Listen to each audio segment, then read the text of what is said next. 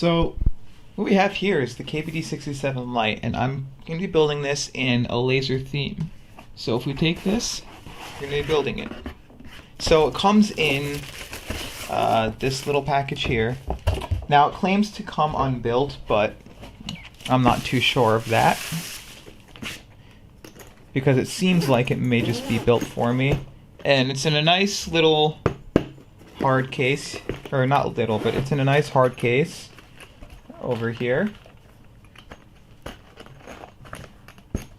with some sort of felt material here, which is nice. Here are your Kbd fin stabilizers with stabilizer foam. You get all of your build guide stuff here. You get your case, which for me, I actually chose white because I think that looks extremely nice.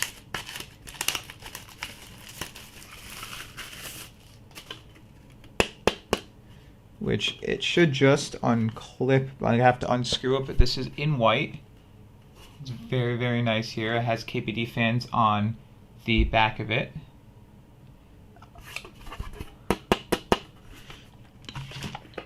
You have your phone cable, wired cable, which is just going to stay inside the box here. And then you have your foam. So you have, this goes underneath. This is where it goes underneath to the toward the bottom, and this is your plate.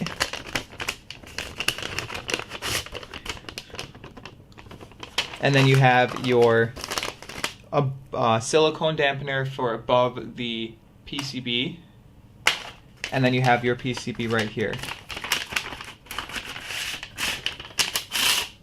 which is quite nice. Has a left-sided USB port.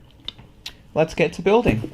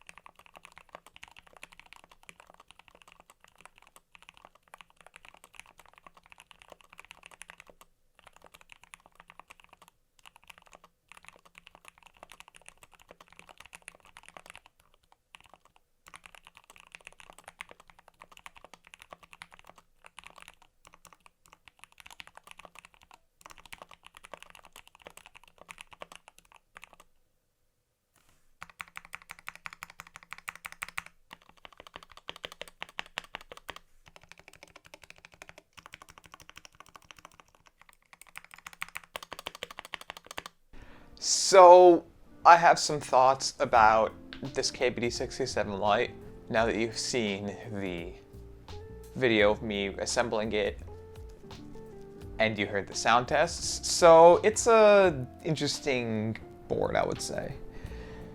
So it has good features, and then there is basically one feature that I'm not a fan of, but to each their own, basically. So right here, I put on different keycaps because it's been a different day since I've been using this. But I like this board. I think it sounds great, and I like that it has screw-in stab support, via support, 65%. It has like a little blocker here, separates these two so you can have full size instead of like 1U. It's a great layout. I think it's great. My main problem with this board isn't anything to do like if I'm pushing it down, I don't see a lot of flex. That's my main issue with this board. I like it otherwise. I think it sounds great. My main issue is the fact that this board says it's gasket mounted, but it's more of like a modified gasket mount where it means that it has gaskets, but it's not the flexiest gasket mount ever. Like, it's budget, I understand. But when I push this down, I have to really push it down to get any sort of flex. If I just push down normally like I'm typing, it's not stiff per se, but it's also not as flexy as a gasket would really be. So it's modified gasket, it feels great. It feels great, but it's not as flexy. It's also not top mount, or even modified top mount or sandwich or anything like that. It's basically, it's flex. It's a softer typing experience than most of these budget keyboards are, but I'd like it to be a bit flexier. Now, otherwise, I do love this keyboard. I actually think it sounds very good for its price. It's plastic, polycarbonate, whatever. It doesn't feel like, even though it's light, it doesn't feel cheap. Like, the plastic on here is a good solid plastic. It's hot swappable. It has screw-in stab support. I can take off a key cap. I just pulled this off like this, but I can take it out and I can swap out new switches, which is very nice. 5-pin support. It has south-facing switches so you don't get any interference. It works with any profile you want properly without any of the interference, and it's nice. And remappable completely, so I remapped the FN key to be on the top of the board. I remapped this to give me the tilde button, and whatever the other squiggly line thing is called.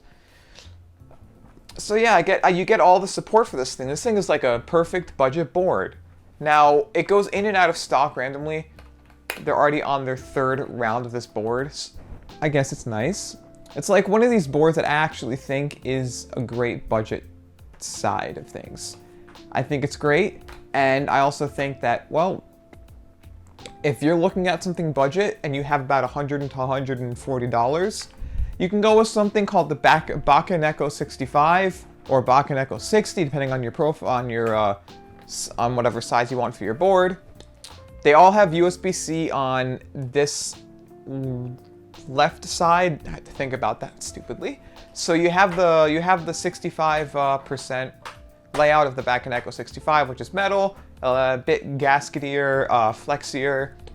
People may like it a bit better. It has via support. They're both, that one is about $140-$50, while the Kbd60 is about $120. And they ship out of Canon Keys, so you have their shipping. This one ships out of KBD Fans, and then they have an AliExpress store for this, so you have good shipping from this. So, again, there's a bunch of different boards out there that I would recommend. But again, I actually recommend this board, and I think that you should go ahead and pick it up because it is worth it. Now, if you did like this video, definitely please give me a comment down below what you thought of this style of video. Please give it a thumbs up, and as always, enjoy the rest of your day.